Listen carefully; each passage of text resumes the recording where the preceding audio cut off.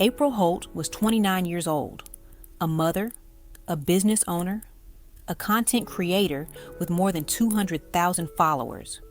She lived just outside Nashville in Antioch, Tennessee, and online, she was known for one thing above all else: positivity.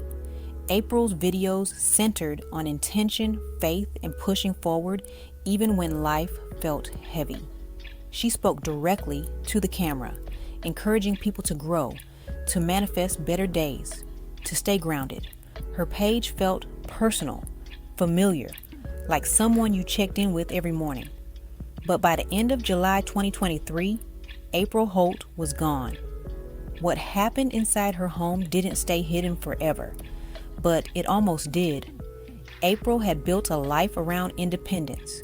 She was an experienced lash technician who left traditional employment to run her own business. Being her own boss mattered to her. Stability mattered. Most of all, her children mattered. Her daughter, Serenity, was 11. Her son, Denzel, was 7. Everything she shared publicly circled back to them. April was present, engaged. She documented family moments and spoke openly about gratitude for motherhood. She didn't pretend life was perfect, but she always framed struggle as something temporary, something to move through. Her marriage to Donovan Holt was also part of that story. They had known each other for years, friends first, then partners, then parents. Their relationship had gone through long separations and reconciliations, and they talked about that openly.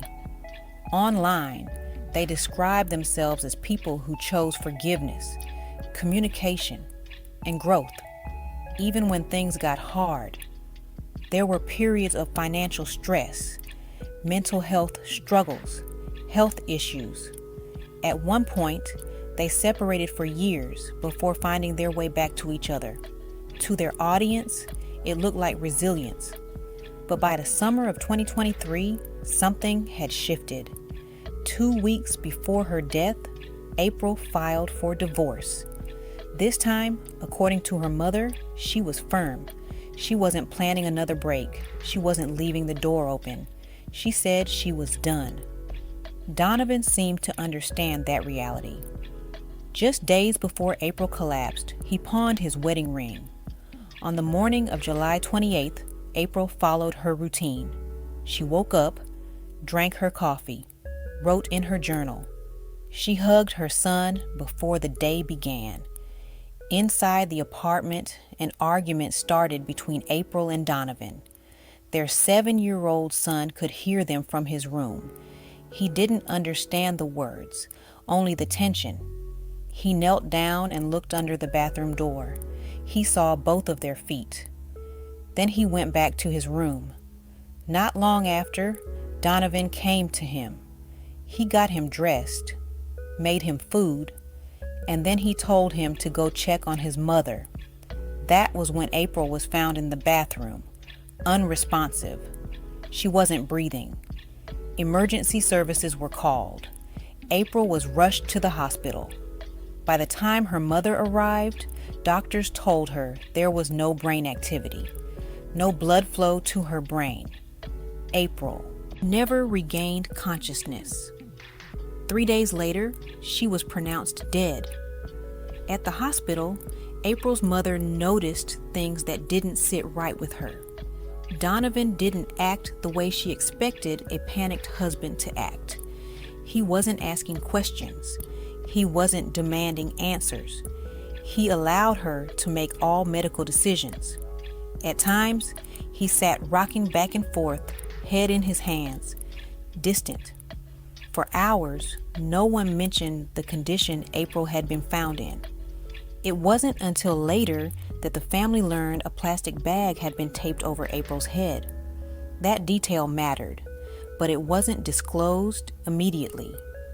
In November, the autopsy report was released. The medical examiner ruled the cause of death as suffocation. Despite that finding, Metro Nashville police determined there had been no foul play. the case was categorized as a tragedy and closed. Investigators told April's mother there was nothing more to look into. She walked out of the room. She knew her daughter. She knew April's faith. She knew how deeply she loved her children. And she knew there was no scenario where April would choose to leave them behind. She decided to keep going on her own. We were going to go see the Barbie movie. She said, Donovan has to work. I can't go to the movie, but I'll meet you at church in Blast. This is the Blast classroom tomorrow. The phone rang and it was Donovan, and he said he was upset, kind of like in a panic upset. He's like, we found April. She wasn't breathing. And so she's in the ambulance on the way to the hospital. July 28th, she woke up, drank her coffee, journaled as usual, enjoying her peaceful morning, hugged and kissed her 7-year-old son, Denzel. And her husband then went into the bathroom and began to argue and fight. My 7-year-old grandson put his ear to the door and heard his parents fighting, and he looked underneath to see both of their feet. He then listened some more, but he couldn't understand what they were saying, and so he then ran to his room. His dad shortly after came into his room, and he got him dressed and he fed him. And he then had him go check on his mom. He asked him to go check on his mom. 911 was then called. We got to the hospital, and she had no brain function and no blood flow to her brain. We did not find out about the bag, which was not disclosed to us, for over 6 hours. In that time, her husband had went back to the apartment 2 times, not knowing I don't know what he was doing there. On July 31st of 2023, my daughter was pronounced dead, and I want justice. So guys, I wanted to let you guys know something, which I don't understand if I'm doing something wrong or how I reach out, but there has not been one news channel in the local Nashville area that has picked up April Holt's story, my daughter. Not one, from day one, and it's been 14 months. And I've reached out to Channel 2, Channel 4, Channel 7, Channel 5, any channel out there, including I've reached out to many of the celebrities that are out here. Not one will even respond or take anything on, including I've reached out. She asked for the case file. She read everything. She spoke publicly. She reached out to news stations, to local figures, to anyone who would listen. Coverage stopped almost entirely once the case was closed, so she applied pressure another way. She filed a formal complaint with Nashville's Community Review Board. That complaint forced a second investigation.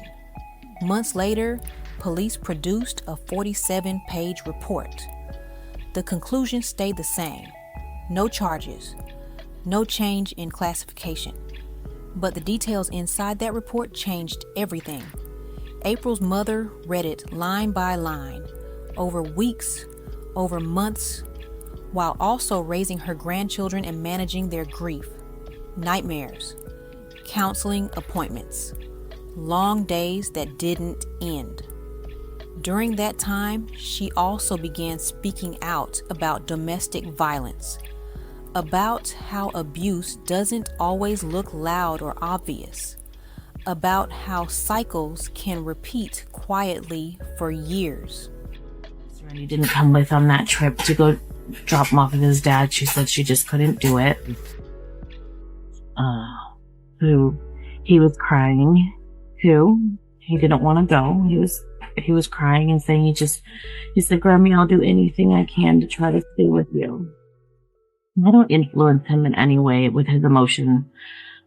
He's often told that I do, and I'm on that other side, but I would never do that. I want him to have an opinion of his own, and I want him to be happy, no matter where that is, I just want him to be happy and have a fulfilling childhood. And I want him to be with his proceeds that come from this book. Will also be publishing a children's book called Grieve With Me, and that will be the next one that will be in the series. And then Grieving Through Grace, the next chapter, is the one that will follow this. Then she reached the part of the report that investigators had not emphasized, The plastic bag, the duct tape.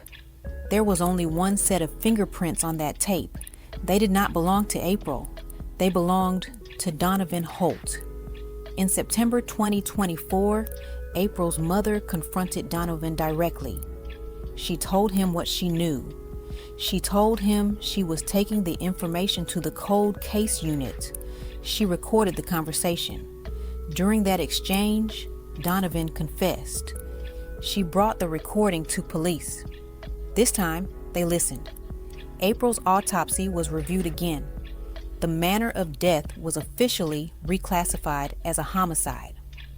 On September 20th, 2024, Metro Nashville Police announced that Donovan Holt had been arrested in San Antonio, Texas. He was charged with reckless homicide, evidence tampering, and false reporting.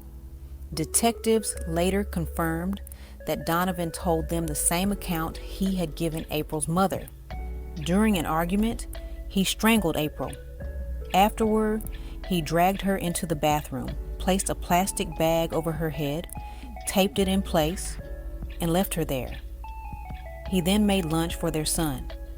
Only after that did he ask the child to check on his mother and call for help. Donovan was extradited to Tennessee and held on bond while awaiting court proceedings. April's children now live with their grandmother. Some days are better than others. Grief doesn't move in a straight line. Her mother continues to push for upgraded charges, arguing that what happened was not reckless, but intentional. She has become an advocate, not just for April, but for others whose stories are nearly lost to silence. Donovan Holt has been arrested in the state of Texas for the homicide of April Holt. He is being transported back to Tennessee. And so that is the update for now. We do have him in handcuffs and he is being transported back. So now we're just waiting for the next steps. April Holt built her life around hope, around growth, around believing tomorrow could be better than today. Her story is a reminder that public images can hide private danger, and that sometimes justice only moves when someone refuses to let the truth go quiet.